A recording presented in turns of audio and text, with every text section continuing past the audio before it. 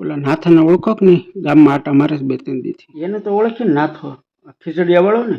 હા, એ ખીચડીયા વાળો શૂટની ટાઈમે આવતો હોય ને એ બધી. આપણા ગામમાં પેલા છે ને ઓલું વાડિયુંનું સલણ હતું ને, આડો બોર કરે ને એ સાવડો લઈને આવતો. કંઈક મગજમાં ખરાબી થઈ ગયું એવું લાગે છે. તો એના મગજમાં ફેર પડી ગયું છે, મગજ ડેમેજ થઈ ગયું છે. કેટલાય વર્ષથી એ પાર્ટીમાં કામ કરતો. એમાં એને ઓલો પ્રમુખ બનાવ્યો કરે તો એ મોજમાં રહે. લાલ મરસાનો પ્રમુખ, લીલા મરસાનો પ્રમુખ આવે ને અલગ અલગ મરસા. મરસાની મોરસા.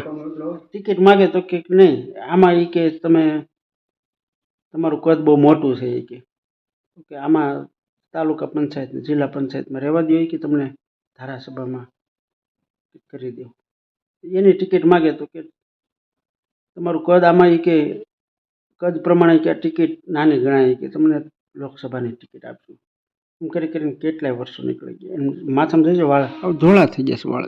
ધોળા થઈ ગયા છે વાળ. આ વખતે પાછી કે એ મારે નથી જોતી, મને તાલુકા પંચાયતમાં શું આપો ટિકિટ. એ કાંઈ ટિકિટ આપી નથી. એનું મગજ ડેમેજ થઈ ગયું, કંટ્રોલ બારું થઈ ગયું. એને એમ કે હું ચૂંટણીમાં ઊભો છું.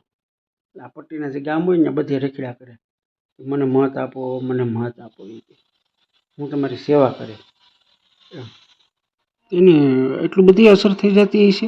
માણાને એમ થાય તો ખરા ને, અમુક ટાઈમ સુધી કેટલું પછી મરસાના પ્રમુખ બનાવે, ઓલા પ્રમુખ બનાવે.